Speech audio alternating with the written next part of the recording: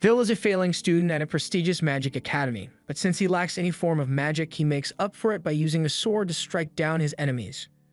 One day in class, Professor Edward is giving a lesson on how people can produce fire with the aid of catalysts and some magic. But of all the students in class he could choose from, he decides to call on Vil to demonstrate the experiment, knowing he is unable to use magic. He does this because he is a high-level hater, but Vil has no choice but to obey his order, so he walks up to the front of the class and begins trying to make the spell work, but predictably, nothing happens, so the whole class wastes no time in mocking him for his repeated failures. Edward tells them all to calm down. That's just because he wants to personally roast Vil for being incapable of such a rudimentary spell. Vil excels at magical theory, but he has no magical talent whatsoever, so Edward despises him for thinking he can attend magic school without any magic. One student in his class casts the fire spell from his seat to ignite the catalyst in front of Will, and while Edward isn't concerned for Will's safety at all, it would still be bad for his record if his student burnt to death, so he asks Cheyenne to refrain from doing reckless things like that in the future. Cheyenne apologizes and says he was just trying to help a little since Vil obviously isn't going to be able to do the demonstration. But with that said, Edward concludes the experiment and begins a speech about how magic is supreme in this world, so people who have no talent for it have no right to exist in this magic academy. And all this is said while making direct eye contact with Will. After class, Vil feels exhausted from all the hate he was getting, but people love hating on him, so Cheyenne follows him out of class to continue messing with Will. Luckily, there are still some people who are on Vil's side as Colette comes running to his defense. Cheyenne asks why Colette is defending Vil when she's an honors student and Vil is half a point away from dropping out of school, but she says that doesn't matter since Vil is the nicest person she has ever met and he works much harder than any of them ever have. Cheyenne is stunned for a moment, but then he begins laughing since no matter how kind or hardworking Vil is, it won't change the fact that he can't use magic, and Vil is certainly never going to become Magicless without magic. Cheyenne and his friends leave Vil alone for now after that, so while walking together, Colette tells Vil not to be bothered by what Cheyenne and Professor Edward were saying since they just did it to humiliate him, but Vil says it's fine since he really isn't able to use magic, and besides, he considers himself lucky since their hating made a cute girl like Colette want to hang out with him. Colette gets embarrassed when he says this, so she tells Vil that flattery isn't going to make her want to go out with him, but Vil says he was just stating a fact since he thinks Colette is really cute. This gets Colette even more embarrassed, and she nearly falls for Vil on the spot, so she pushes him away for a bit so she can think clearly and remain calm. She is technically a noble, so she can't let herself fall in love so easily. After regaining her composure, she looks over to Will, but he is busy looking at the sky since it is especially beautiful today. Long ago, the people of this world lived in a constant shroud of darkness, in fear of the celestial host who ruled over them. However, that all changed when the Shadow Wizard Money Gang joined forces to oppose the Celestial and bring the light of the sky to everyone. These wizards came to be known as the Magicless, and they are regarded as the epitome of magic, so no mages alive to date have ever been able to live up to the title. Colette wonders if the Ice Maiden, Albusvina, is watching over them right now, and Vil says he is sure she is, because he knows for a fact that she is looking at them right now from her window at the top of the world. Back when Vil was younger, he had a childhood friend called Elfaria, and she would tell him all about the sun and moon she read about in her books. She was especially excited to see the sunset since it is supposedly really pretty, so she hoped they could become Magicvanders together someday and see the sun together. Vil promised to become a Magicvander with her, but while it may have just been a promise between children, Elfaria actually worked hard to make it happen, and soon enough, she had climbed to the top of the tower through all her hard work. In contrast, Vil had no talent at all to keep his promise, yet he is still trying his best to make it up the tower, even if it is just a delusional dream. However, even with his rock-solid resolve, it doesn't stop him from crumbling like a cookie when he gets scolded. Vil asks Professor Werner to calm down a bit, but Werner is rightfully angry since Vil went into the dungeon again despite knowing how dangerous it was. And all the way down to the 7th floor, too. He is worried Vil will end up getting himself killed at this rate, so Vil begs him for forgiveness, but he also asks if he can get his extra credit now. Werner is still mad at him for going into the dungeon alone, but Vil was able to return with proof that he killed an evil guard, so he is awarded with 2 points of extra credit. Vil celebrates with his pet while Werner gets the paperwork ready, but as he does so, he asks Vil if he still hasn't given up on becoming a Magicvander. In order to become one, Vil would first need to advance to a higher institute, and to do that, he would need a total of 7,200 credits. Normally, students would accumulate these credits in subjects like writing, praxis, and spell work, but since Vil can't use magic, he will never earn any credits from spell work. Vil is already aware of this, which is why he wanted to make up for it by doing extra work in praxis, but Worker has already explained to him that it is practically impossible to earn enough credits to pass through praxis alone. Vil realizes his chances are slim, but he still wants to hold on to hope that he can fulfill his promise of becoming a Magiavander. In any case, Worker tells Vil that Magiavander is a long way off and may not even graduate if he doesn't start earning more credits. Worker heard that Vil failed to earn any credits during his last exam, so unless he wants to flunk, he has to earn an additional 4 credits by the end of the week. Vil is shocked because that means he only has 2 days left before the deadline. So with no other options left, he begins searching his notes in hopes of finding a monster he can kill that is worth 4 credits. He is really desperate to find something, so while Workner doesn't want to encourage Vil to go into the dungeon, he tells him about a Baskerville monster on the 6th floor of the dungeon, and Vil hasn't submitted that one yet, so he could get the required credits from killing it. Vil runs up to Worker to hug him as thanks for all the help he has offered him, but Worker tells him not to cling so tightly because it could put his job on the line. Unfortunately, Cheyenne happened to be outside Worker's office during the whole conversation, so he knows that Vil is planning to go into the dungeon to slay a Baskerville, and as a true hater, he plans to head down there to kill it first, so Vil won't be able to get enough credits to remain in the school. A while later, Vil arrives on the 6th floor of the dungeon, and he is in a pretty good mood since he's fought at Baskerville before, so it should be an easy win for him.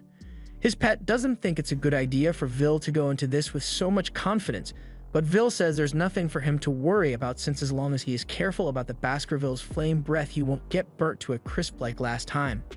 But in order to find the Baskerville, he is depending on Kiki to sniff it out. Meanwhile, Cheyenne and his friends are on their hating-ass mission to ensure that Vil drops out of the academy. His friends are equally hating on Vil, so they plan to kill the Baskerville first, and after that, they'll beat up Vil to send a message. They are all on board with the plan, but one of his friends asks if it is really safe for them to be this deep in the dungeon when it's only 3 of them here, but Cheyenne takes offense to the question, saying he is more than enough to keep all of them safe. The others let it go since they don't want to make Shan mad, so Cheyenne keeps walking while continuing to internally hate on Vil. In Cheyenne's opinion, someone who isn't able to use magic shouldn't even dare to speak of the Magiavanders, so the very sight of Vil offends him. Once they've gotten deep into the dungeon, Cheyenne turns around to brief his friends on what they need to do. But a second later, one of his friends gets punched so hard that he slams into a wall, and there's no way that dude survived this.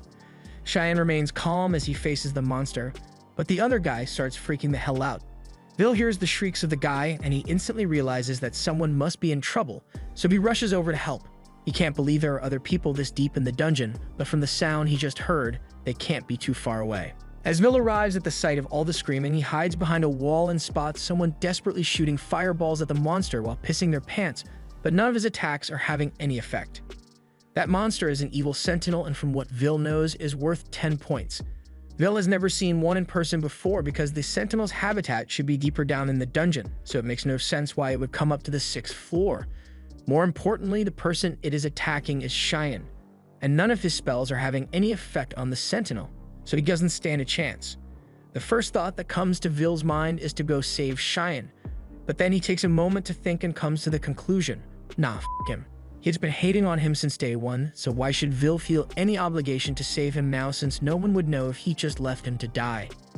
He's about to close his eyes and pretend he was never here, but then he has a flashback to a time with Elfaria when she told him that she liked how kind and brave Vil was, which is why she gave him a pair of goggles as a gift.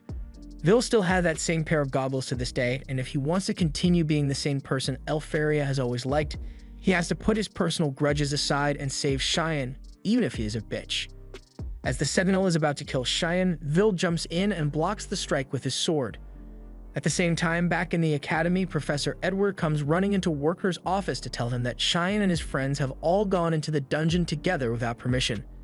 He wants Worker to use his familiar to track them down before they get themselves killed, so Worker grabs his bird and asks what floor Cheyenne went to. Edward answers that they should be on the 6th floor, and as soon as Worker hears that, he is relieved since that means Vil is with them, and as long as he is there, he can handle any monster that attacks.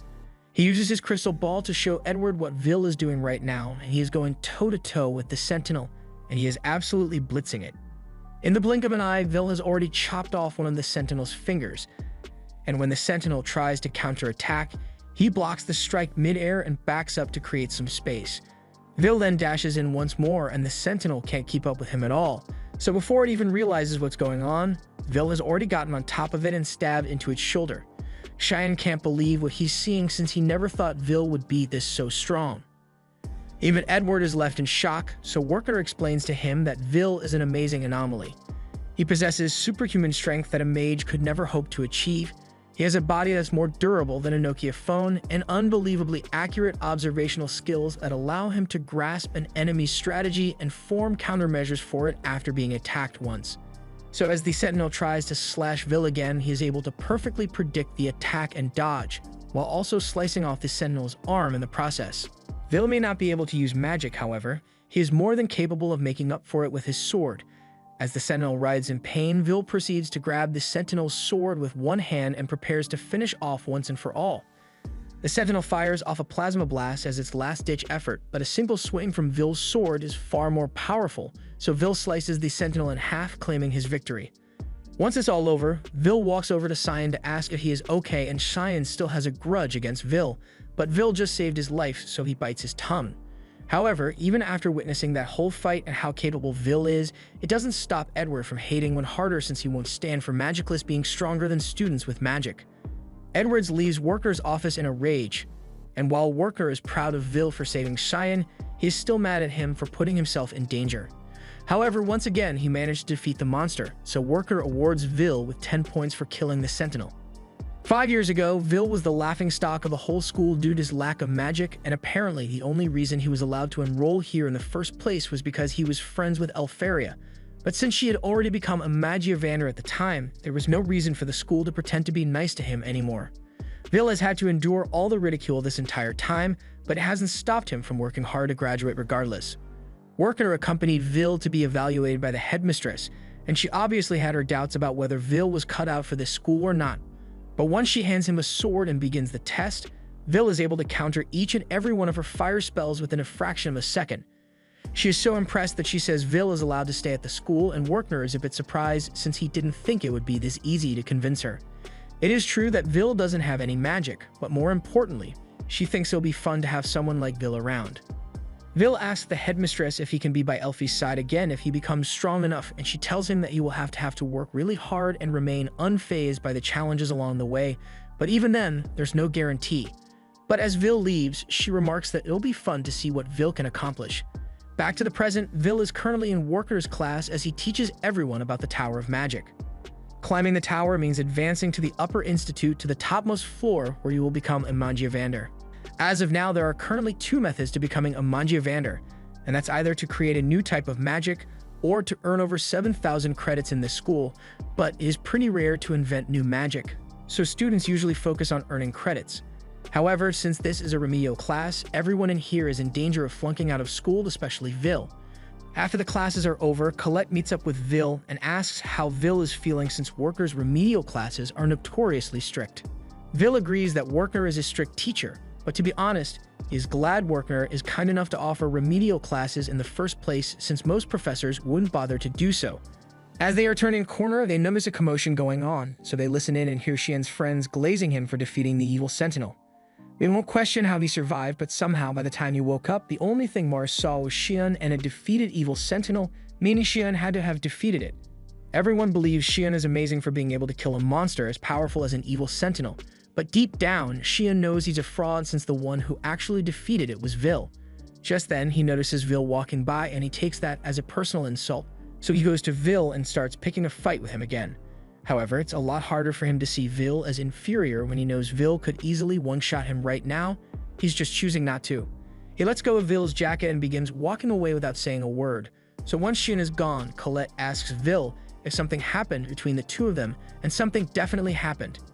At the same, Edward has just barged into Headmistress Cauldron's office and is demanding that Vil be expelled immediately.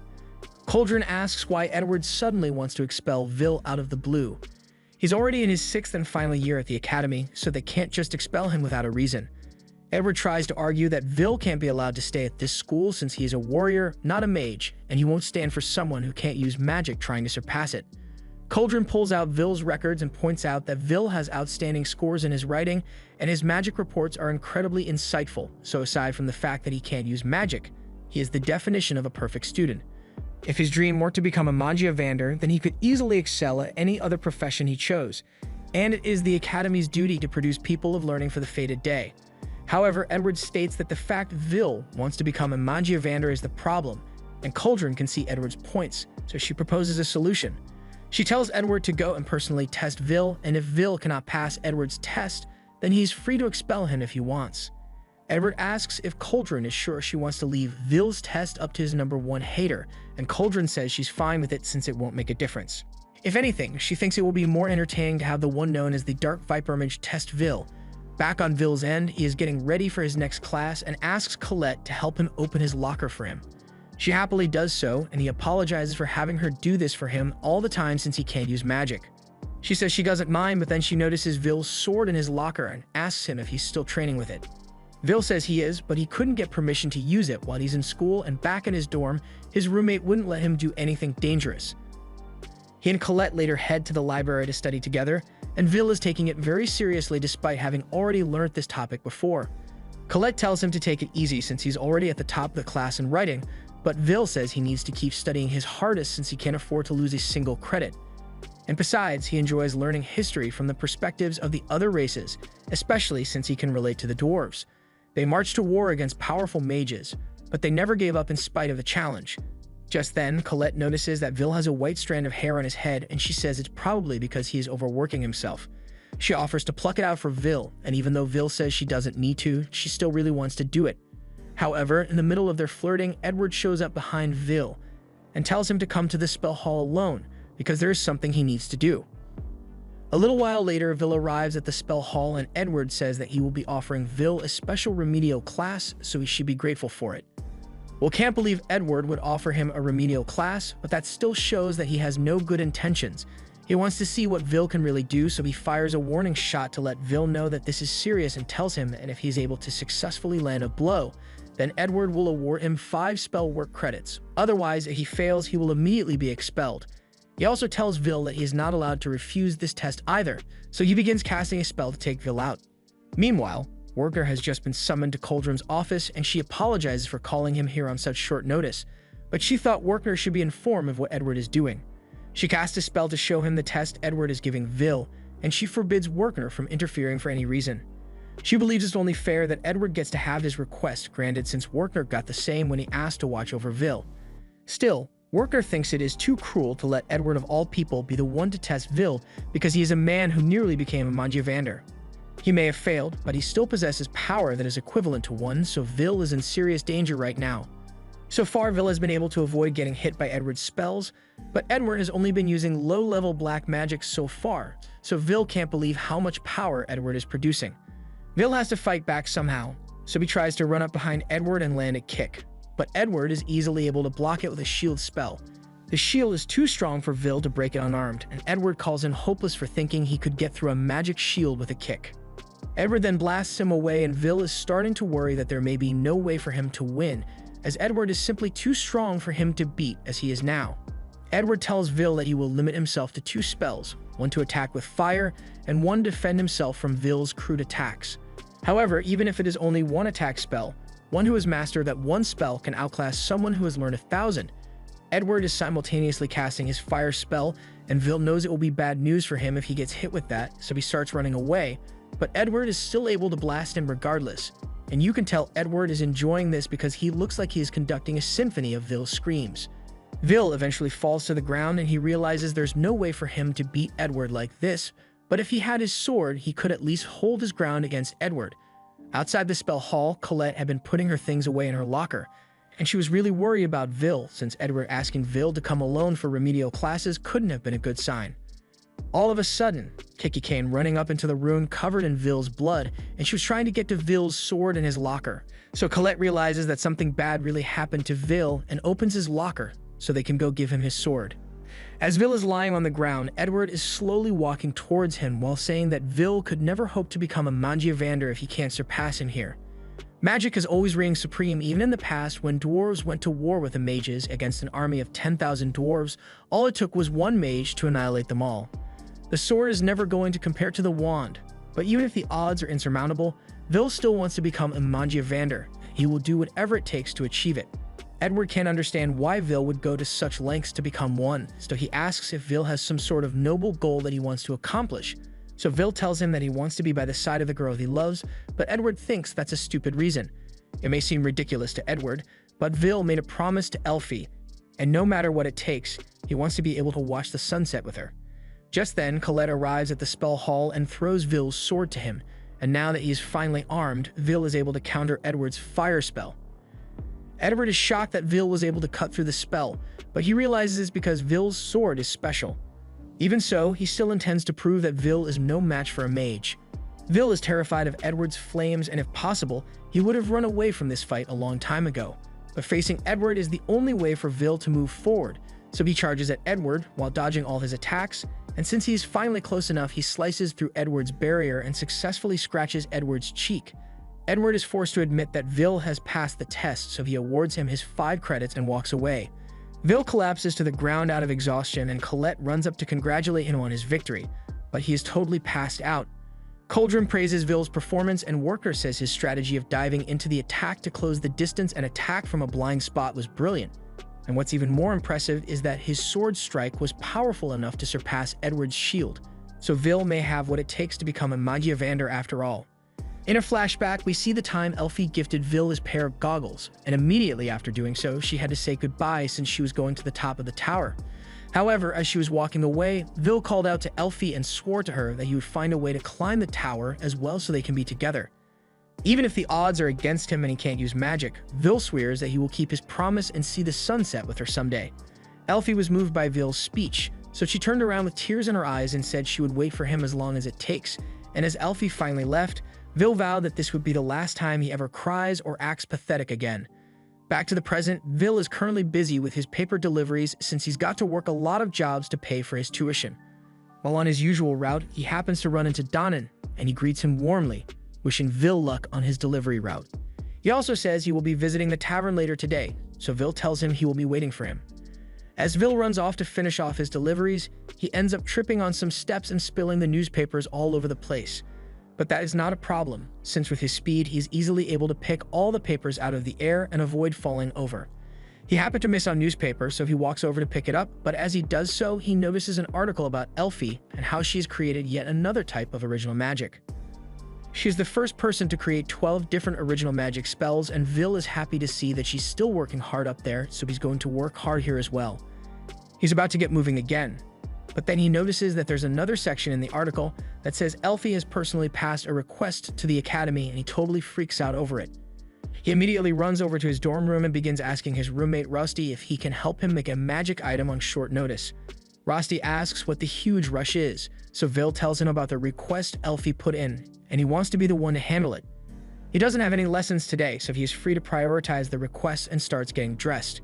The job is to gather Frostwalker ice cores since she apparently needs a lot of magic catalysts, and all participating students are going to be compensated accordingly, so Vil just needs Rossi's magic items to help him.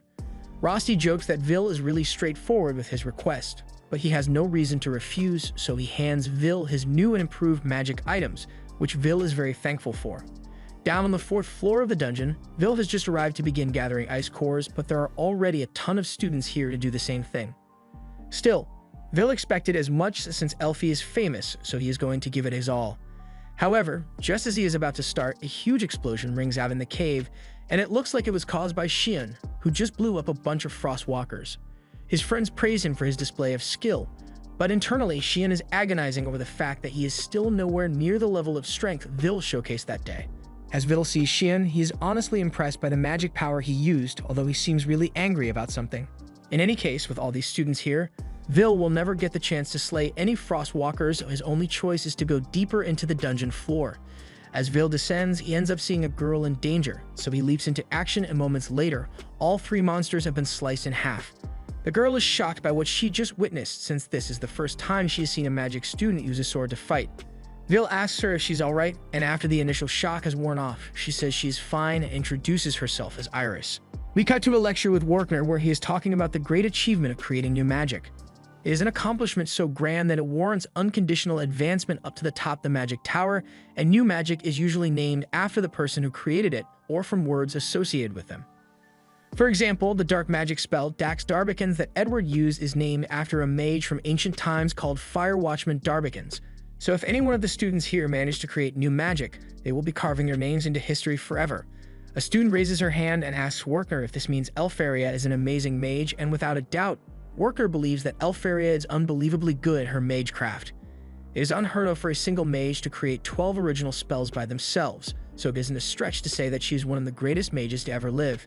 After hearing about Elfaria's accomplishments, Colette has to admit that she is every bit as amazing as Vil had said she was, but her friend Rose starts teasing her for being jealous of Elfaria because she's in love with Vil. Colette gets embarrassed and yells at Rose for saying such ridiculous things, but that causes a disturbance in class. So Werkner turns around and tells her to sit down and be quiet. Meanwhile, down in the dungeon, Vil and Iris are walking along a passage, and after Vil had introduced himself to her, she recalls hearing about him since she was told about an upperclassman who couldn't use magic, nicknamed the Unprecedented No Talent. Vil is shocked to hear that people actually call him that, but he also notices that Iris referred to him an upperclassman. So she explains that she is only 14, meaning she's 2 years below Vil right now. That makes her a fourth-year student, but Vil has something that he's curious about, so he asks her if she doesn't feel any disdain towards him due to his lax magic. But Iris doesn't see why she should dislike Vil for something like that, especially when he saved her a few minutes ago. Even if he can't use magic, she has a heartfelt respect for people who have their own special talents. Vil gets a bit flustered, so he changes the subject and asks Iris if she's here because of Elfie's request, and Iris confirms it, saying she wants to be of use to the Magiavander and someday she hopes to become one of the people to hold up the sky. And she isn't speaking metaphorically, by the way. In this world, people aren't able to see the real sky because their world is hidden. The tremendous energies of the Magiavander cover everything and create a false sky known as the Great Barrier, and according to the legends, when the Great Barrier falls, the world will once again be enveloped in darkness and a great calamity will begin. That's why students are motivated to fulfill the requests of the Magiavander, not just because they admire them, but also because they believe it will help support their mission to hold the sky up. Iris mentions that she has actually had the honor of meeting Elfaria in person before, and Vil is surprised, so she starts telling him how it happened. She was cornered in the dungeon one day, and as her life had begun to flash before her eyes, she saw no way out. However, before she could be devoured, a burger wall of ice encased all the monsters that were attacking her, and she turned around to find Elfaria standing there and asking if she was alright. It was an experience she will never forget, which is why she wants to do everything she can to help Elfaria. However, even though she came to get the Frostwalker cores, she hasn't been able to find a single one, and her search spell isn't picking up anything either, so she assumes the other students must have defeated them all. But Vil doesn't think that's the case. He shows Iris an ice fragment that Frostwalkers leave behind when they move, and it's normally supposed to be around a millimeter, but this one is huge. That can only mean that there must be a powerful Frostwalker nearby, probably somewhere that Iris's search spell can't detect. Iris asks Vil how he could possibly know all this when he can't use magic, so he explains that he studies magic because he thinks it is amazing, but it's not almighty. Especially not inside a place like the dungeon, so he who lacks magic has to use all his knowledge, wisdom, and experience to make up for it. Iris asks what Vil means by experience, and seeing as they are standing in a large open room, Vil's experience tells him that there is about to be a boss battle. As the Frostwalker tries to sneak attack them, Vil dashes forward to get Iris to safety, and as she finally realizes what's going on, she identifies the monster as a Frost Rex. A Frost Rex is the highest form of a Frostwalker, and it's worth 6 credits on its own, so it's basically the special boss monster of the 4th floor. The Frost Rex fires an ice laser towards them, so Vil jumps out of the way to avoid being frozen to death. He sets Iris down and asks her to stay back while he handles the Frost Rex, but Iris warns him that physical attacks won't work against the Rex, as anything it touches will instantly be frozen. For that reason, close combat has been completely ruled out as an option, and it is generally believed that the only way to deal with it is with long-range magic attacks, but Vil isn't worried as he has a plan in mind to deal with the Rex. As it begins charging up another laser blast, Vil prepares the magic item he got from Rosti and charges forward at it. He evades the ice beam and lands behind the Rex before sliding underneath. The Rex can't keep track of Vil, so it begins firing in random directions, and while it's not paying attention, Vil uses the magic item to latch onto its body before dashing around the room to entangle it. Before long, he has completely ensnared the Rex in wires, and Vil states that the main weaknesses of Frost Rex are fire magic and explosive attacks. So as the Frost Rex is about to fire another blast at him, Vil activates the magic item and causes the wire to ignite, leading all the way back to the bombs that were attacked to the hook and causing a huge explosion. The Frost Rex is reduced to a pile of rubble, so Vil retracts the tool and makes a mental note to thank Rusty for his help later. Iris is stunned at what she just saw, but then her true personality comes out, and she remarks that Vil is far stronger than the rumors had led her to believe. She wonders how she should report her findings, but while she's thinking, Vil gets her attention and tells her they've gotten a really good ice core, so they can head back now, and Iris smiles in agreement to maintain her persona and avoid suspicion. A while later, Iris heads to the Wizard Tower, and as she is walking along the halls and taking off her disguise, she goes over what she learned from following Vil. He truly can't use magic, but he compensates for it in creative ways. That, along with his insane battle sense and experience, means that while he is not qualified to be a mage, he is an incredibly talented warrior. As she reaches the end of the hallway, she walks up to a huge door and opens it to meet with the Magicless. She asks them for a moment of their time and apologizes if she is interrupting something important, but Carriot tells her that there's no need to apologize since they were just having a boring meeting for the sake of it, but the situation is still dire since if the sky barrier were to be breached now, the world would certainly be destroyed. The celestial host that has been watching them from beyond the sky would overwhelm them instantly with the number of mages they have now, so they need to hurry and find more promising mages to aid the fight to come on that fated day. Otherwise, the calamity in the lore will come to pass, and they can't allow that to happen. They ask Iris how her observation mission went and if she happened to find anyone useful, and she confirms that she managed to find a promising person who could be useful to their cause. The no talent who can't use magic, Vil Surfort, and she recommends that he be inducted into the tower. Carriot and Eleanor are against the idea, but Z thinks it could be fun, while Elfie chooses to reserve her opinion on the matter. Z honestly doesn't care who it is as long as they are useful, but Eleanor thinks it would be crazy to bring a magicless person here. They are about to start a fight over it, but Carriot calms them down and says they don't need to make a decision now as the Grand Magic Festival will be occurring soon, and they can just use those results to decide. The useful ones will naturally end up in the top positions, so if Vil doesn't make it, then he wasn't cut out for the tower. With that, they call the meeting to a close and all teleport themselves out, and with Elfie being the only one left, she is happy to know Vil is still trying to keep his promise, so she says she will be waiting for him as long as it takes. As part of the next test the students have to participate in, they are all set to fight against golems, and if you manage to defeat one, then you pass. Shion and Colette are up first, and then both manage to defeat their golems with ease. Meanwhile, Vil is struggling against his. Vil tries running behind the golem in order to land a clean punch, but as the students see him about to attack with his fists, they begin mocking him for not being able to use magic, and this distracts Vil long enough for the golem to backhand him across the room. The students begin to leave after being satisfied by Vil's failure to defeat his golem, but on the other end of the room there are a few students who are having no trouble with the golems at all. They are Lehana and Wignall, and they both pass without a doubt, but there's one more student who walks up and begins casting ice magic. With a wave of his wand, he sends icicle shards into all the golems, causing them all to be encased in solid blocks of ice. This is Julius, and he is one of the top 3 students of the academy, along with the other 2. Lehana commends Wignall and Julius for keeping up with her and not slacking off, but the banquet is going to be starting soon, so there was never a reason for either of them to slack off. On that note, Julius says he would like to declare a friendly war on them, and he will use his newly mastered ultimate technique to deliver their defeat when the time comes. As a token of his sincerity, he offers an ice rose to them, but neither Wignall nor Lehana seem to be amused, although Wignall does seem to be looking forward to a face-off with Julius. These 3 are pretty much celebrities within the school because they are the only students who all have earned more than 10,000 of the total 12,000 credits.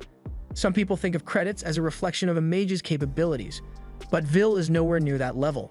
Right now, he doesn't even have enough credits to graduate in the first place, and this is his final year in this school. As Vil is sitting there and wondering what he's going to do, Julius and his Glazers walk up to him and begin insulting him for his lack of magic ability, and Vil just gets out of his way to avoid causing any problems. As Julius and the others leave, Vil hears them talk about the Grand Magic Festival, and he hadn't realized it was that time of year already.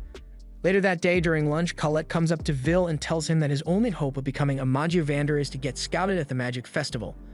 Attempting to graduate based solely on his praxis and writing isn't practical, and there have been cases of students getting scouted without having the 7,000 credits needed to graduate. The Magic Festival is a huge event that takes place once every 2 years. It holds several different events and draws in high mages from the tower, who hope to scout promising talents. The festival is a place where the different magic factions fight over the right to recruit the best students, and it wouldn't be a stretch to say that admissions for the Upper Institute are decided during the festival. There are 5 factions: the Thunder faction, the Elf faction, the Fire faction, the Ice faction, and Mysterious Noah. All these factions, excluding Mysterious Noah, are led by their respective Magia Vanders, so if they scout you, it's a guaranteed promotion. Vil doesn't think it's likely that he will be chosen since he's already failing, and for him to even get noticed, he would have to have some kind of amazing magic that would put the high mages to shame. And while he's right about that, there are still other ways to get scouted. Colette has heard rumors that Watchers will come to look for talented students, but Vil thinks Watchers are just an urban legend. There's no way a Magicless no talent like him would have a place in the festival, so he's just going to stay behind the scenes and help with the preparations instead. Colette thinks that Vil could change the way people look at him if he entered the festival this year and show them what he can do, but Vil still doesn't want to enter since it would end up becoming an athletics contest if he were there. He has tried entering the festival once before back in his 2nd year, and he literally got booed off stage for using physical attacks. He got bad reputation for that, and he still hasn't gotten over the humiliation of it, so he really doesn't want to enter. Students all over the school have begun practicing in earnest for the festival, and Colette reminds Vil that aside from the high mages, many scouts from the capital will be there as well, so even if Vil can't earn a place as a Magia Vander, he could still get scouted for another career. The Magic Festival is a great place to showcase your abilities, so Colette really wants Vil to show everyone how capable he is. But Vil still doesn't think it's a good idea to participate without being able to use magic. Just then, Colette notices something strange, so she goes over to one of the other lockers and tells Vil that there's something off about it. It's well hidden, but she can sense a barrier here. Vil asks if she is sure it isn't just a locking spell for the locker, but Colette can tell that the barrier is made to block sound and obstruct view. Colette could break it with her magic, but that could be troublesome, so she asks Kiki to do it instead. Once the barrier is dispelled, they find a staircase hidden behind the lockers, which leads to a secret gambling ring. A bunch of students all gather here so they can place bets on who will come out on top the Magic Festival. Colette finds it deplorable that the students would turn their locker room into an illegal gambling ring, but then Vil notices Xian standing across from them, and he's surprised to see him here since Xian doesn't seem like the kind of guy who enjoys betting. Xian gets defensive and starts yelling at Vil to mind his own business, but Colette steps in and warns Xian that if he gets into a fight with Vil for no reason, then she will make sure he regrets it. Xian calms down, so Vil asks him again what he's doing here since he doesn't seem to be participating in all the betting. Xian doesn't feel the need to answer Vil's questions, but it's totally not like he came here to see whether people were betting on him or not, and he definitely isn't upset that no one thinks he has a chance of winning even though he's the 4th best student in the school. Sure, the top 3 students may have slightly more credits than him, but Xian's credit score is in the high 9,000s, and the only reason he ranks lower than the others is because he failed a writing test once.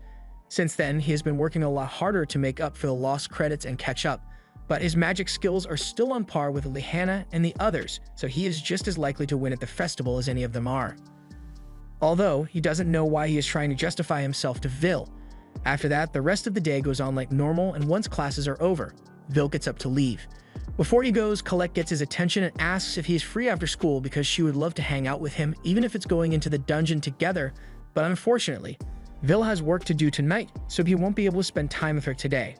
Later that night, Vil is at Jana's restaurant on the outskirts of the city, and he's working as a waiter there. He brings a tray of food and drinks to Donnan, and Donnan feels bad for how hard Vil has to work all the time. He delivers newspapers in the morning, has classes during the day, and then has to work here at night. It's definitely hard, but Vil has to push through it since he doesn't qualify for the school's scholarship, meaning he has to pay for everything out of pocket. Donnan mentions that he heard something about the Grand Magic Festival coming up soon, so he suggests that Vil could participate, but Vil immediately shoots down the idea because he doesn't want to get humiliated again. Jana yells for Vil to get back to work and points out that his friend is working much harder than him. We then see Rosti, who is also working as a waiter here, although he is only doing it for Vil as a favor to him since tonight is really busy and one of Jana's workers quit. And all that extra work is just going to get dumped on Vil's shoulders if she doesn't hire someone soon. After the dinner rush is over, Vil and Rosti are cleaning up the dishes, and Rosti asks Vil if he is really okay working here, because the wages he gets paid from the dwarves aren't that high. He could easily ask Workner to help him find a higher paying job, but Vil doesn't want to bother Workner too much, and besides, he likes the people here a lot, so working around them is fun for him. They are honest, caring, and shower him with warmth, so Vil respects them a lot. Things are going really well, but a few moments later is all ruined as Julius walks into the restaurant just so he can be a hater. As soon as he steps in, the first thing he does is start insulting the restaurant and the dwarves in it. Julius then notices Vil here and begins laughing to himself that a failure like Vil is only fit to be around barbarians like dwarves. This gets on Donan's nerves, but the other dwarves there hold him back because they can't afford to get into a fight with a mage. Julius begins threatening Donan not to try anything funny because he and all the other dwarves are just immigrants who fled here after the Celestials destroyed their world, and humans have been graciously allowing his kind to live here without issue, so a dwarf like him has no right to glare at Julius like that. Donan calms himself down because he knows there is nothing he can do, and everything Julius said about the dwarves being refugees is true since they fled here after their world was destroyed. But even though the same thing happened with the elves, dwarves are treated with contempt by the humans here. So if Donan were to attack Julius for what he said, all dwarves in the city would suffer consequences for it. That's just the way the world works here. But Vil can't stand for such injustice. He decides that today is going to be his last day working here. And since he is no longer employed at this establishment, Vil is free to do whatever the hell he wants without Gina having to face any consequences.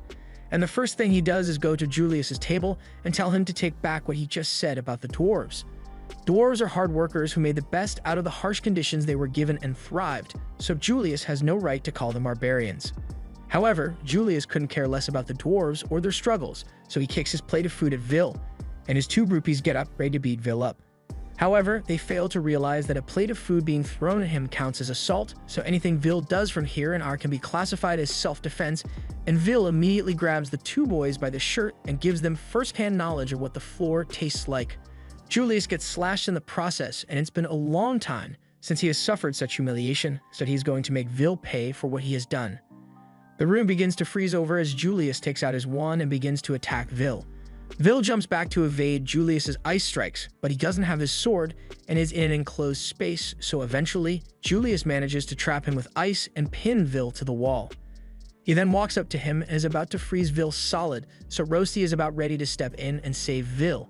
But before he freezes Vil, he looks into Vil's eyes, hoping to see him beg for his life, but Vil's eyes show no sign of fear, so Julius decides on a change of plans. Instead of freezing Vil here, he wants to do it at the Magic Festival, so he can thoroughly humiliate Vil in front of the whole school. Vil agrees to fight Julius in the Magic Festival, and Julius says that if he wins, he will have Vil kicked out of the school once and for all, but Vil just wants an apology from Julius to all the dwarves he disrespected when he wins. We cut to the day of the Grand Magic Festival, and it's clear that everyone is excited to see what the students can do. The Fire Faction Scout tells his people to be on the lookout for a talented student, since you can never tell who possesses the skill to become a Magiavander. The first event involves the broadcasted dragon races, and Lehana has been maintaining a strong lead over the other competitors for a while now. But that's not the only competition going on right now. As the spectators in the crowd are all eagerly watching to see the results, there are a fair number of recruiters here as well, both from the tower and outside it, and they are all interested in recruiting the best students the school has to offer. Lehana unsurprisingly wins the dragon race in record time, so the next event is going to be Crown Attack, and it looks like Xian is going to be participating. He is in a good mood since Colette personally came to ask for him to join her team. She must have finally realized how exceptional Xian is and wants to work alongside him instead of Vil, but as he opens the door to the training room, he is shocked to find Vil there as well. Colette clarifies that she was inviting him to join a team with her and Vil because Vil needs a team with a total number of credits equal to 21,000 in order to compete in the Crown Attack, and since his credits are so low, the only person she could ask to fill out the final spot was Xian. Vil apologizes for getting Xian dragged into his problems, but Xian sees no reason why he should help Vil. In the first place, why would Vil suddenly want to enter an upper-level event like Crown Attack? But while Xian is yelling at Vil locks eyes with Julius, and Xian realizes that Julius is the only one Vil is focusing on. Colette explains that something happened between Julius and Vil suddenly decided that he would participate in the Crown Attack event no matter what it takes.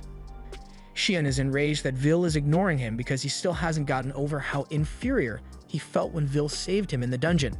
As the next event is about to begin, the commentator, Mike, introduces himself, and as his co-commentator, Edward is there as well, although Mike doesn't like it since Edward is the most hated professor in the school due to how strict and scary he is. In fact, he's scared Edward might kill him before the end of the festival, but the show must go on. So Mike announces the main event of the day, the Crown Attack event. A spell is cast over the stadium into a whole battle map. There's a volcano zone, a marshland zone, a badlands zone, and a plant zone, and a wood zone. Unlike the other events, the Crown Attack is a team competition held between three-man cells. All the teams will start on the outer edge of the field and make their way here to the central stadium. At the center of the stadium, there's a giant crown, and the first team to take it will win. But of course, that is easier said than done since the entire playing field has been rigged with traps of all kinds. Going for the shortest path to the stadium is allowed, and obstructing other teams is allowed as well. So all the events, this is sure to be the most brutal battle royale. Edward adds that the event was created to be a practical demonstration of how teams would handle a dungeon raid together, but no one's focusing on team coordination. They all want to see high-level battles between the top students of the school. And if there were an illegal gambling ring in the school, which there totally isn't, Wignoll's team is the most popular of all the teams. And unsurprisingly, on the opposite end of the gambling pool, the team that has the least popularity is the one led by Vil. The students begin laughing at Vil for daring to think that he could participate in an event like the Crown Attack, but Vil isn't going to lose confidence this time. As the participants for the event are all heading to their designated start locations, Werkner is shocked when he sees that Vil intends to compete as well. He tries talking Vil out of it, but Vil's mind was already made up from the start, so nothing Werkner says can stop him. He apologizes for not listening to Werkner, but even if it makes him the laughingstock of the school, this is one competition that he wants to win by all means. Vil then walks away, and Werkner accepts that he isn't going to be able to talk Vil out of this, but he reminds Vil that he was warned about the risk involved, so if things turn out badly for him, he has no one to blame but himself.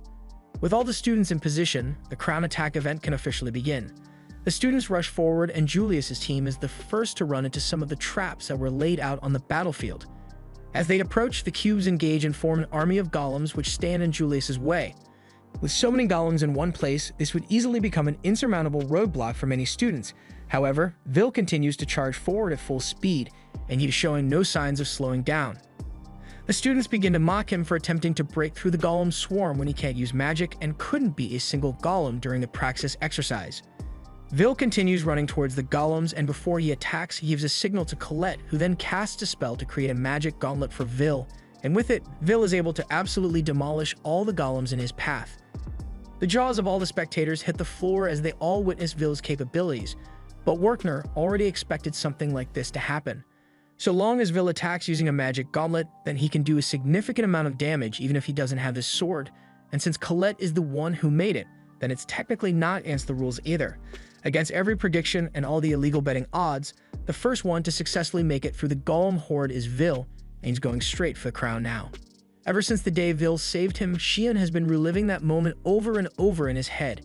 He views it as one of his worst failures, and he would have preferred to die rather than face such terrible humiliation. That's why he has been struggling so hard to improve himself and build up every ounce of strength his body can possibly generate, but even with all his hard work, Vil is still outclassing him without magic.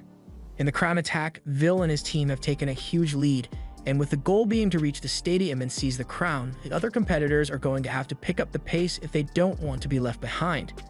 Vil makes it to the Badlands zone, and upon arrival, more cube traps activate. By this time, they begin firing rock bullets at Vil and the others. As the bullets are headed their way, Vil stops and uses his gauntlet to punch the ground to create a rock wall that blocks the bullets. He then jumps forward and asks Colette for some help again, so she casts a spell that creates a dozen swords for Vil, and he proceeds to use the swords as projectiles to destroy all the cubes in his way. Mike announces that Vil's team has made it through the Badlands with ease, and they're yet to come across a trap that poses a challenge for them with their teamwork, although Xian hasn't really done anything though. The spectators that get against Vil try to downplay his skill by saying Colette's magic is doing all the heavy lifting, and her magic definitely plays a part in it, but the efficiency of the weapons in battle all comes down to Vil's technique. The scouts are starting to take notice of Vil and his amazing skill in detecting and countering traps, and as much as he doesn't like Vil, even Edward has to acknowledge his hard work. All the time Vil has spent in the dungeons has allowed him to minimize the inefficiencies in his movements, and his superhuman reflexes allow him to capitalize on the smallest openings available. One other team is frustrated that they are losing to someone who has no magic, but their hate for Vil distracts them so much that they end up falling for a flower trap, so they get eaten alive. The other teams face similar issues with the traps laid along the path, but through all the brutal obstacles, Vil still manages to keep the lead with his team. The turn of events has caused quite the uproar at the stadium, so much so that Julius can hear it all the way over here. He asks his teammates for an update on the current situation of the event, and Julius's teammates use a detect spell to locate the rest of the competition. From what they are seeing, it looks like Vil is currently in the lead by a large margin, so if they don't do something about him soon, Julius may actually lose. However, Julius doesn't seem to be all that worried since he has a plan to handle Vil personally. Meanwhile, Vil and the others have just made it to the final area before the arena, the Enchanted Woods. As Vil runs in first, he triggers several magic circles at once, and he soon realizes that this must be a chain circle trap, but it's not going to be a problem since he already has the perfect counter for something like this. If all of them are going to fire at once, then he is just going to have to make them cancel each other out, so he begins carving away at the area around each magic circle. And by putting some spin on them, he is able to make all the spells fire at one another and explode. Mike excitedly announces that Vil has made it through the forest traps without any trouble, and he asks Edward if he has any comments to make since he was the one who set up that dark magic minefield. But Edward just clicks his tongue in annoyance that Vil managed to get past his trap so easily. Even with all the momentum Vil has built up with his massive lead as he gets closer to the stadium, the chances of him running into another team and getting attacked become rise dramatically. He'd had to take out a couple of other teams, but there's one team in particular that he is after, so Vil intends to run ahead and set up an ambush for Julius. However, as he is on his way to secure the high ground for his ambush, the tables are turned on him as Julius fires an icicle straight at him. Vil is alright since it didn't hit his body directly, but he can't understand how Julius could have possibly made it here before after the huge lead they had. On top of that, Julius is alone, so Vil has to worry about the possibility that Julius's other teammates are hiding somewhere to ambush him. Julius begins to cast a hail of icicles at Vil, so Vil doesn't have time to worry about the possibility of an ambush and starts running away for now. He just needs to get serious and deal with Julius. But it looks like Xian is getting serious as well as he begins the casting process for an unbelievably powerful inferno. But he seems to be staring at Vil a little too much, so Colette warns Vil that Xian might be aiming for him. As Xian fires the spell, Colette creates a rock wall in front of Vil in order to keep him from getting burnt to ash. Xian's blast creates a massive shockwave throughout the battlefield, and Vil is a little confused about what just happened. He looks up and sees that the forest has been completely incinerated, and Xian walks up to Vil, saying Julius was in the way. He may have taken Julius out as well, but there's no doubt in Colette's mind that Soon fired that spell with the intention of killing Vil. Colette asks what he thinks he is doing, but Xian believes he is justified in his actions. He played along with Colette's request and joined their team so that Vil could participate in this event, so now he wants the favor paid back by having a one-on-one fight with Vil. Vil asks why Xian wants to fight all of a sudden, and why it has to be now of all times, but Xian doesn't feel like explaining himself and fires a warning shot at Vil. Colette tries to interfere and stop him, but before she can do so, she is blocked by a wall of ice from Julius, who somehow managed to survive that deadly blast. Colette is in trouble, so Vil wants to go save her, but Xian isn't going to let Vil go until he has gotten a proper fight out of him, so he shoots some fireballs at Vil which knock his sword out of his hand. Vil tries to reason with Xian so they can do this another time, but Xian is dead set on fighting him, so he tells Vil to pick up his sword so they can have a duel, and with no other options, Vil agrees to face him. To Xian, Vil looked pitiful from the very first day he laid eyes on him, but at the time, Xian felt genuine sympathy for Vil and all the bullying he was suffering, and he really wanted to help him. So he tried to convince Vil to become his subordinate, because that way, no one would be able to bully him anymore. However, Vil completely ignored him and kept walking around the corner. Xian runs to catch up to him, but as he grabbed Vil and told him to take the offer seriously, Vil looks him dead in the eyes and tells Xian to get out of his way. Xian may have pitied Vil, but Vil never pitied himself for a minute. Rather, he was always looking forward to his goal, and Xian couldn't accept the fact that Vil had rejected his kindness and ignored him as though he were a side character. So from that day forward, Xian started to hate Vil. Back to the present, Vil is running amongst the trees in an attempt to evade Xian's fireballs. But as he hides behind a tree, Xian sends some homing fireballs which nearly hit Vil and send him flying across the forest floor. He catches himself with his sword, but Xian sends her another flame attack in his direction, so Vil is forced to use the sword to deflect it, and while he is distracted, Xian catches him off guard with a fire whip which swings him around the forest. Vil eventually manages to cut himself free, but Xian is right there to attack him with a devastating explosion spell. Luckily, Vil deflects this as well, But it is starting to get on Xian's nerves that Vil is doing nothing but evading when they are meant to be having an all-out fight. Vil responds by saying he doesn't want to have to fight with Xian here. The only reason he joined this competition in the first place was to get justice for Danan and the other dwarves, so he doesn't have time to waste on a pointless fight with Xian right now.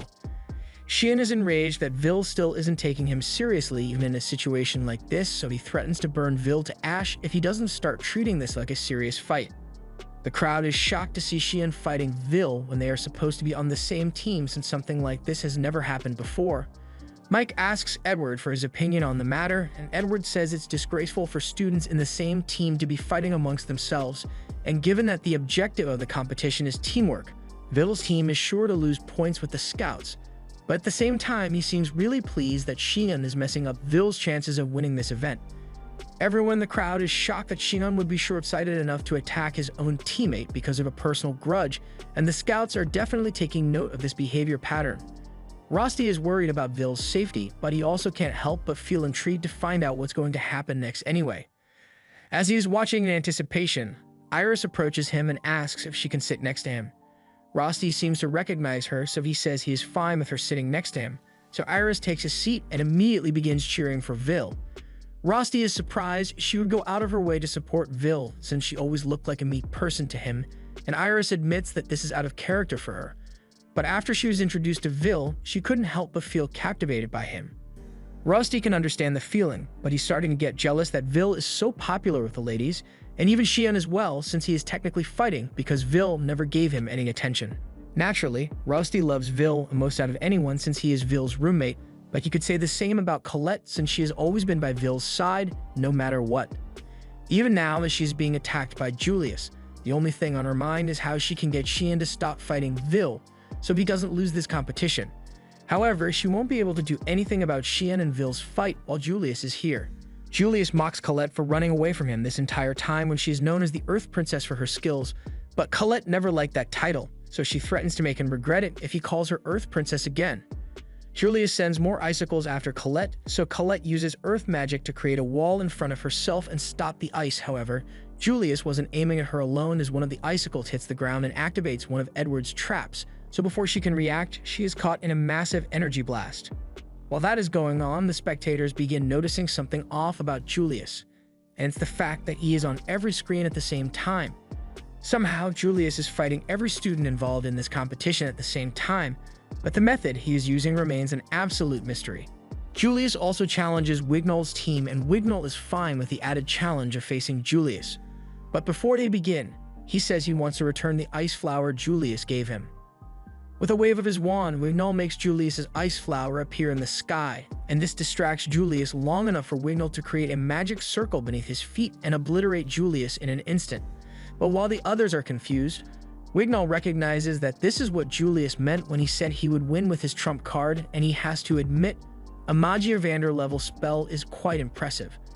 Mike isn't sure what exactly happened there, but Wignall has just defeated Julius, who suddenly appeared right in front of him, and coincidentally, Mike bet all his money on Wignall, so he's really hyped to see him performing well. Meanwhile, from above the stadium, two elf girls from the elf faction are watching the festival. Lefaya asks Phyllis what she thinks of the students at the academy, and the only thing Phyllis can say is that they are doing about as well as she had expected them to do. The general opinion regarding the competition is that either Julius or Wignall is going to win, and that Vil might have had a chance if only Xian hadn't done this. But his friends know that this is way out of character for him, so they are wondering what could have made him act so rashly. Laryl thinks he can understand why Xian is doing all this, and it's not that he is trying to get Vil expelled because he hates him, he just wants to prove something. We cut back to Vil and Xian's fight, and Vil can't understand what he has done to deserve this much hate from Xian. Ever since he enrolled in this school, he has never done anything wrong, yet he was relentlessly bullied by his peers for his lack of magic. He was aware that he was a flunky, so he never asked for recognition or tried to be selfish, but people kept messing with him, which is why the day Xian tried to help him, Vil misunderstood it as another act of bullying and walked away. Back to the present, Vil dodges another one of Xian's fireballs, but the next attack Xian has prepared won't be so easy to dodge. He summons a Firehawk Guardian, and Vil is shocked because summoning a Guardian is really high-level magic. Xian sends the Guardian to attack Vil, and Vil needs to think quickly to avoid getting burnt, So he sticks his sword in the ground and leaps over the bird to slice off one of its wings, and immediately after, he begins charging towards Xian to attack him. However, the Guardian regenerates its wings in an instant and begins charging at Vil from behind. So Vil now has his attention divided between handling Xian, who is attacking from the front, and defending against the Guardian from behind. He makes a split-second decision, jumping out of the way of the Guardian's attack and moving his sword to his other hand so he can block Xian's attack, but Vil is still struggling to hold his ground against Xian's flames. He eventually deflects the fireball. It has left both him and Xian winded. Back at the stadium, Edward is in shock at the level of skill Xian just displayed because it is far above the level a student should be capable of. Not only was he able to use such a powerful fire spell at the start of the fight, but he can also flawlessly summon a Guardian to aid him in battle. The scouts hadn't realized that Xian possessed such precise control over his magic, and it didn't line up with the reports they'd received about him, since all of his records say that he was a decent magic student, but not outstanding enough to be labeled as one of the school's top talents. However, something must have happened recently to make him improve this much. They'll need to prepare a new report for Carriot, since it looks like they've found their latest scouting candidate. Vil also realizes that Xian has gotten a lot stronger than he used to be, but begins to yell at Vil because he knows Vil is still holding back against him. He wants Vil to use the strength he showed when he was up against the evil Sentinel, but the situation was different back then. It's one thing to go all out to kill a monster, but Vil sees no reason why he should be fighting Xian right now. Xian can't believe that after all the years of hating on Vil and humiliating him any chance he could get, that Vil still doesn't resent him. However, Vil never said he doesn't resent Xian. He can't even count the number of times he had thought about getting revenge for all the things Xian has done to him. But now isn't the time for that, because he needs to focus on defeating Julius instead. Hearing those words come out of Vil's mouth makes Xian incredibly angry, because even now Vil is still ignoring him. He doesn't care about Vil's problems or whatever goals he wants to accomplish. He just wants Vil to look at him and face him like a worthy rival rather than some insignificant obstacle. While Vil never tried to act in a selfish manner, he still always has a part of him wishing that someone would recognize his skill, but he didn't think it would ever happen. He never knew Xian thought so highly of him, but now that he does, if Xian truly wants Vil to acknowledge him as an opponent, then Vil has no choice but to face him seriously. Xian is happy to see that Vil is finally taking him seriously, so he begins casting another spell.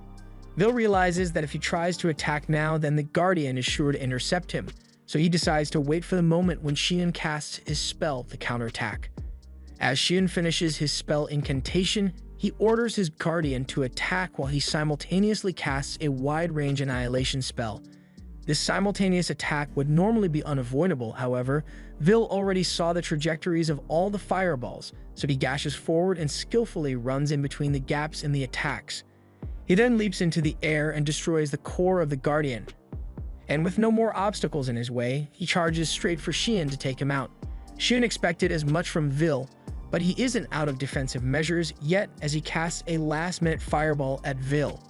However, before the two can clash, Colette creates a giant rock wall in between them. Both Vil and Xian weren't expecting this, so they fall to the ground, and as they look over, they see a smoking mad Colette who has had most of her clothes burned off. Vil asks Colette what happened to Julius, so she answers that she beat him to a pulp, but then he turned into ice and disappeared. Xian is confused when she says Julius disappeared, but then he realizes something even more shocking. Colette's clothes are almost entirely burnt off. He tells her she is showing way too much skin for a noble lady, but she reminds Xian that it was his flames that did this to her clothes in the first place. She then tells Vil that he should go on ahead without them, since he needs to catch up to Julius before he captures the crown. Xian tries to argue that he hasn't finished his duel with Vil yet, but she shuts him down and says it is really important that Vil beats Julius here, and thus was pretty much his only chance to show the tower how capable he truly is, but Xian had to go and ruin it. Vil stops her rant and thanks her for being worried about him, but he can still make it in time. He apologizes to Xian and tells him they can complete their duel another time, but Xian still wanted to settle the fight today.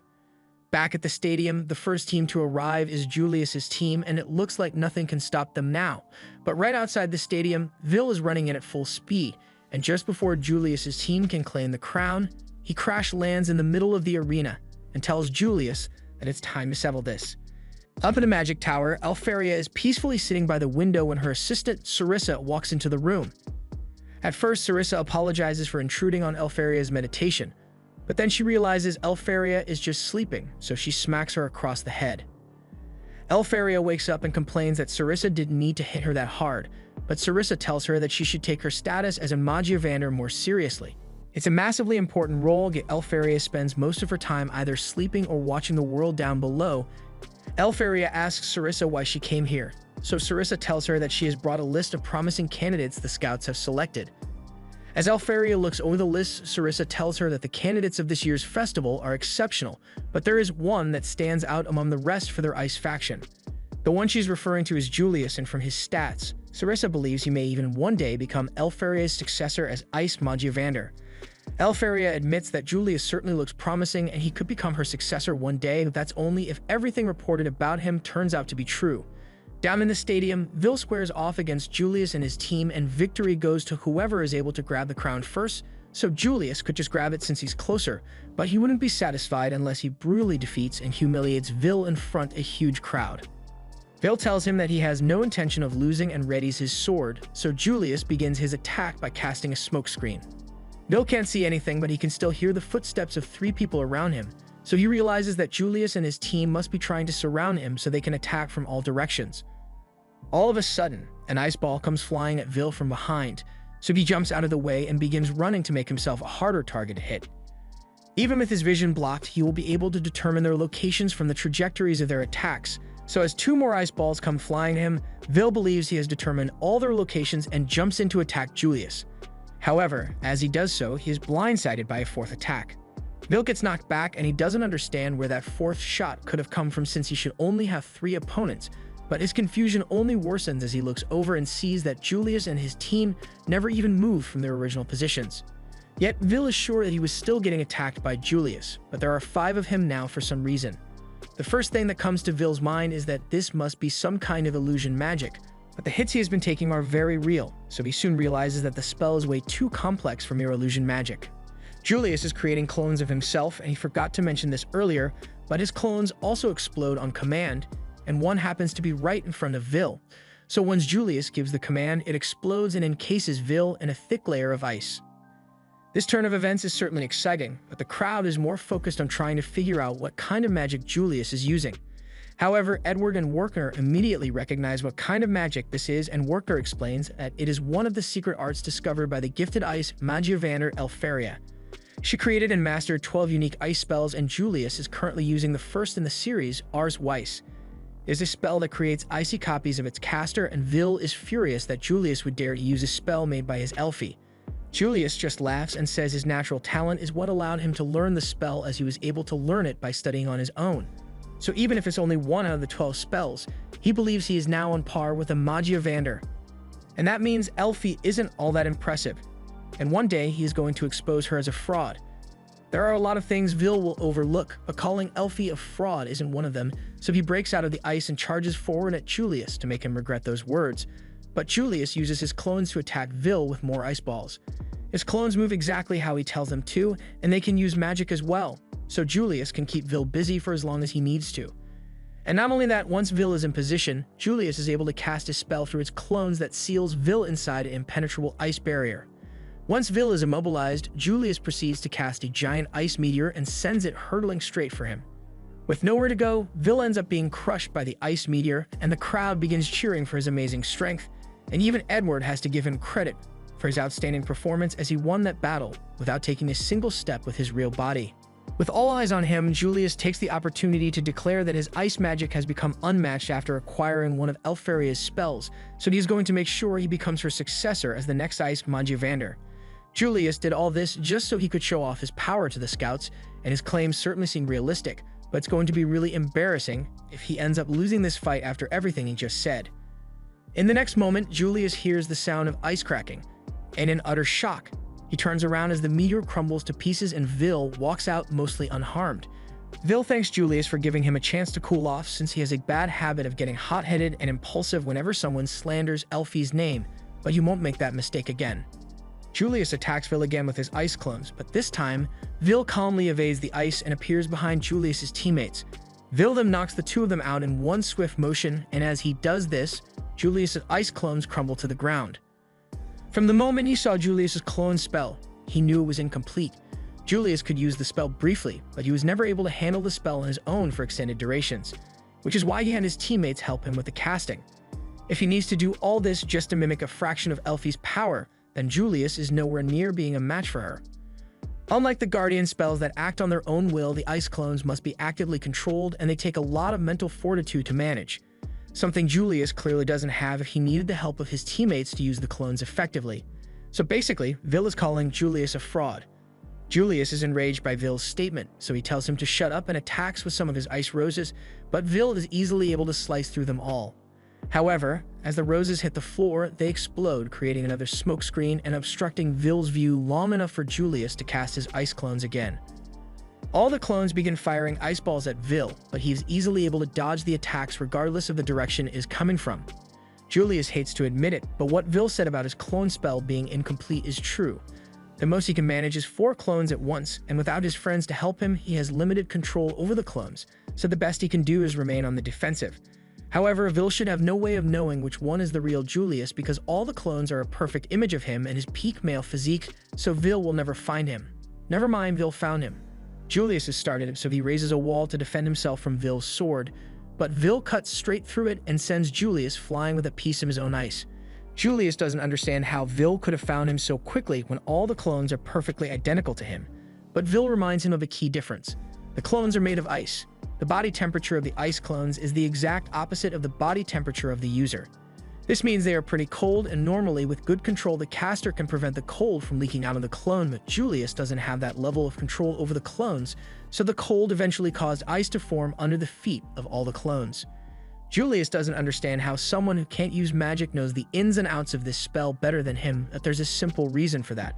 He has been friends with Elfie since they were children. They grew up in the same orphanage, so Vil got to see her magic up close many times. He adored and studied it, but he was never good enough to catch up to her level of talent. That is why Vil knows all the strengths and weaknesses of Elfie's magic. Julius tells Vil to be quiet because he must be lying. Elfaria is a Magiavander, and this spell is one of her secret arts, so how could Vil ever claim to be able to beat it? He tries firing another ice shard at Vil, but Vil barely moves as he slashes away, and Julius falls to his feet in defeat. Vil says he respects Julius and his talent, and it's true that until now, no mage has been able to replicate one of Elfaria's spells, but he's got some bad news for him. Elfie invented that clone spell when she was only 2 years old, so it's far from a perfect spell, and it's full of weaknesses, yet Julius is flaunting it around like he is the next greatest mage. Julius is starting to feel really stupid because he thought he was an elite mage for replicating Elfaria's spell, but it turns out he has been bragging about copying the achievements of a toddler his whole time. This revelation caused Julius to break out in hysterical laughter as he realizes he has been grossly overestimating himself when comparing with Elfaria, but he still isn't going to let that stop him from defeating Vil. Julius yells out in anger and summons 8 clones around Vil. He laughs while saying that 4 clones aren't his actual limit, and for now he can just ignore his control over the clones and use the sheer number of spells he can cast to overwhelm Vil. Vil can tell that Julius is getting really worked up, and it's obvious that he is trying his best, but Vil has already had to deal with 10 Elfie clones bullying him when he was a kid, so 8 Juliuses is barely a challenge for him. As Julius casts the spells, Vil runs forward while dodging and stabs one of the Julius clones right through the head. Julius sees this and realizes that could have been him, so he's now scared of what Vil might do to him and is running away. Vil continues to charge while destroying the clones along the way, and no matter what Julius throws at him, Vil is always one step ahead and easily blocks it. Eventually, Vil has destroyed all the clones, leaving only the real Julius, so to finish him off, he runs up with his fist clenched and punches Julius so hard that it has to be replayed 3 times. With this, Vil has officially beaten Julius, and everyone in the crowd begins cheering for him. His performance has earned him a lot of respect among the student body, and while he may be exhausted, there is no one left to stand in his way, so all he needs to do is go pick up the crown and put it on his head. However, while he was busy figuring Julius, he failed to realize that Wignall's team had entered the stadium, so in a disappointing turn of events, Wignall is crowned the winner of the crown attack. Up in the magic tower, Sarissa tells Elfie that the crown attack has concluded, but Elfie can't bear to show her face for some reason. She asks Sarissa if there are any spells to rewrite the past or erase people's memories, and there may be something like that in the Forbidden Spells book, but Sarissa isn't going to let Elfie use it for such a trivial reason. Elfie is on the verge of tears because she didn't know Vil thought she was bullying him all those years ago. She just wanted to play with Vil back then, but now the whole school thinks she was bullying him.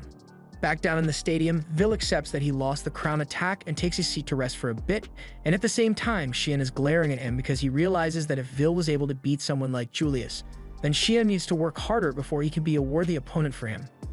Colette runs up to Vil, and she's glad he is okay, but Vil apologizes for failing to grab the crown after all the stress he put her and Xian through, but at least he was able to keep his promise to Elfie this time. Vil may not have won the event, but what's important here is that Julius took an outstanding L, so it's still a victory for Vil, and all of his friends gather at the bar and have a celebratory dinner. Later on in the night, Donnan asks if Vil ended up getting scouted by the tower, but Colette says he didn't, and it was expected since not only did Vil's team have an internal battle, but he also didn't actually win the event. Colette blames Xian for this since Vil could have won easily if he wasn't delayed by Xian's tantrum during the event.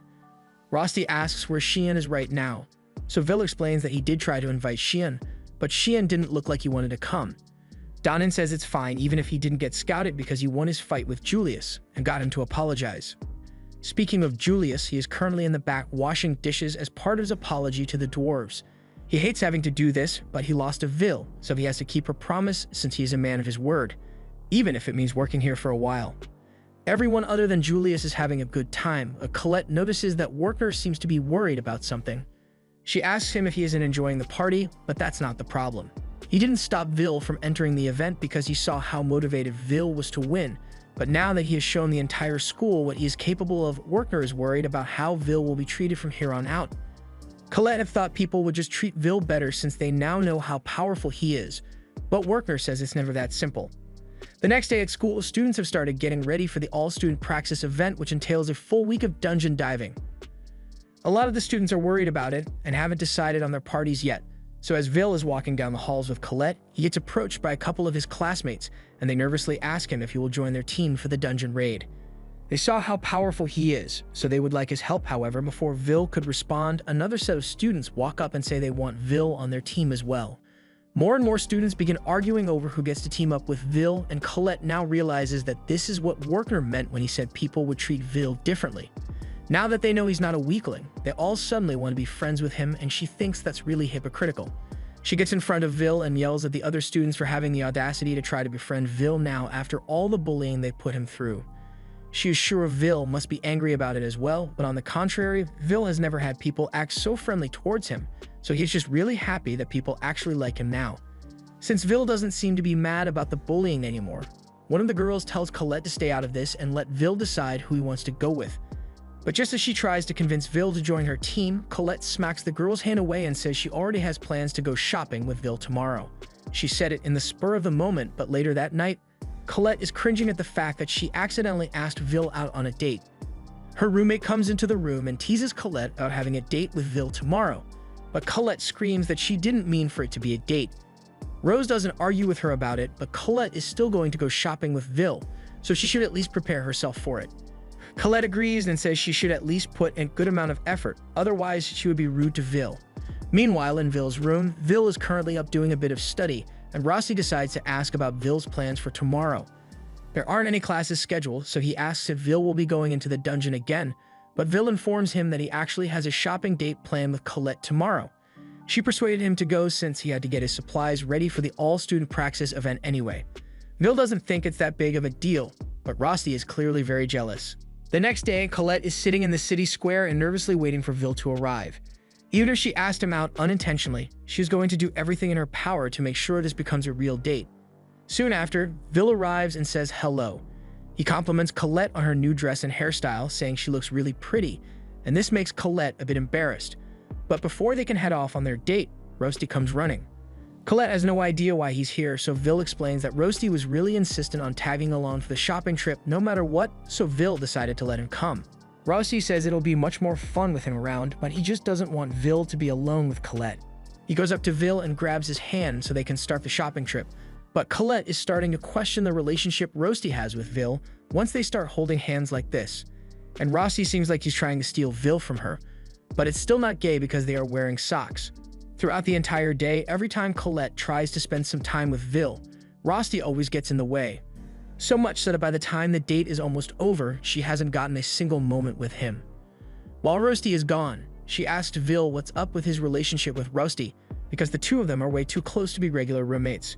She accuses Rosti of secretly being a girl since he has such a pretty face, but Vil says that can't be possible because the two of them take baths together and Rosti has more length and girth than Vil does. Sure, Rosti may be a little handsy, but he always says no homo, so it's probably just his way of being friendly. Rosti soon returns with 2 drinks and hands one to Colette and Vil, but Vil notices that Rosti didn't get one for himself. However, Rosti says it's alright since he can just share Vil's drink instead. Colette has had enough of Rosti's antics and stops him by saying he can have her drink instead, but this gets on Rosti's nerves, so he gives Colette the side eye and tells Vil to go do the rest of his errands without them.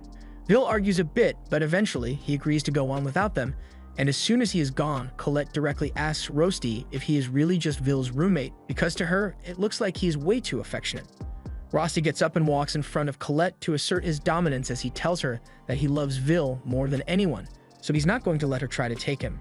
Colette tries to assert that she is close to Vil as well since they used to hug each other all the time up until 4 years ago, although it embarrasses her to think about it now. Rosti doesn't think it's that much of a big deal since he takes a bath with Vil every night, so he is way more intimate with Vil than she is. While they are arguing over who has more of a right to spend time with Vil, Vil is on his way to the blacksmith shop down an alleyway. However, as he is walking, he hears someone call his name and turns around to find Lehana standing behind him. Vil is surprised to see her here since he never thought someone as renowned as the #1 student would have business with him. He asks her if she needs something, so she tells him that she has something she would like to discuss with him. She says it won't take long, so she asks Vil to follow her for a bit. And after some walking, Vil is led to a room with Julius, Wignall, and Sheehan.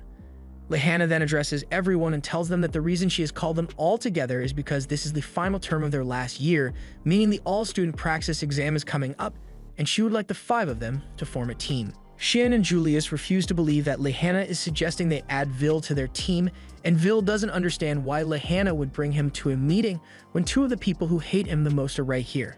However, she still doesn't see how it was probably a bad idea, so Vil realizes that she has no situational awareness. Sheehan gets up to threaten Vil, but before things get out of hand, Wignall waves his wand and casts some high-level illusion magic to get everyone to calm down. He then says there is no reason for Sheehan to start acting so barbaric all of a sudden, and everyone should at least hear what Lehana has to say before they do anything rash. Once everyone is calmed down, Lehana tells them all that in preparation for the all-student praxis. She wants to form a team with all the best students of the academy, as well as all the students who stood out at the festival. That's why Vil is here, because he has skills which all of them lack, so she judged that he would be a good addition to the team. Julius says he doesn't think it's a good idea since having someone like Vil who can't use search would only slow them down. Just because Vil admittedly smashed Julius's face in, that doesn't mean he would be a valuable asset to the team. Sheehan also doesn't want Vil to join their team, but his reason is that he just doesn't like Vil. Wignall thinks it's childishness for the 2 of them to reject Vil because of their own petty grudges. Vil has already proven that he can defeat both Sheehan and Julius, so why do they think they have the right to look down on him? Vil has incredible brute strength and monster-like agility, so while his methods may not be the most sophisticated, he was still able to outclass Julius and Sheehan's most powerful magic. Julius takes a jab at Wignall for acting all high and mighty when he is only #2 in credits, but Wignall feels no shame in it and says that is precisely why he respects Lehana's opinion as #1. If she says Vil is skilled enough to be a part of their team, then Wignall will respect Vil as well. However, he still doesn't respect either Julius or Sheehan. Lehana speaks up again and tells everyone that she wants to use this team to climb the tower as the top student in the academy.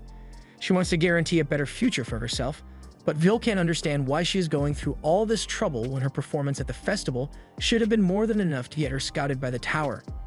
Lehana admits that the Thunder faction did reach out to her, meaning she has a guaranteed post-graduation placement, but that isn't enough for her. All the students at the academy are basically the leftovers who weren't good enough to advance before graduation. In her family, it is common for mages to die young, so in order to prevent that fate for herself, she wants to aim for the top and become a Mangiavander. She believes everyone here shares that same ambition, so she asks all who are interested in forming the team to place a coin in the goblet to show their commitment. Wignall is the first to accept her proposal since there's no team that could achieve better than this one. Julius agrees as well since it will earn him more credits, and so does Sheehan. The only one left is Vil, and he is unsure what decision he should make. Late into the evening, Vil finally returns to Rosti and Colette, and they've been worried sick about him since they had no idea where he went. Vil doesn't explain where he has been, but he tells them that he has decided to join Lehana's team for the all-student praxis. Later in class, Worker is giving the students a briefing on the all-student praxis and tells them that the floors that used to be off-limits will now be unlocked, so students will now be able to go down to floors 7 through 10, meaning they can earn a lot more credits than they used to. This is an event where students can earn more than 1,000 credits all at once, so whether it's to make up for some missing credits or to earn some kind of achievement, this is truly a great opportunity for them. But they also need to be quite careful because there's still the chance that some of them may die. For example, last year, 4 students ended up getting eaten by monsters. Steps have been taken to minimize risks by having professors stationed at key locations to ensure students' safety, but that has never stopped people from finding new ways to get themselves killed. Lehana's team enters the dungeon, and for some reason, Colette decided to tag along even though she wasn't invited, and when Lehana points it out, Colette gets defensive, saying she has to go wherever Vil goes. Rosti also wanted to come, but since he is an artificer, he is required to stay at base camp for the entire duration of the exam. However, he still prepared a lot of magic items for Vil, so without further delay, the all-student praxis exam begins. This was the end of episode 9. Subscribe to not miss the next part.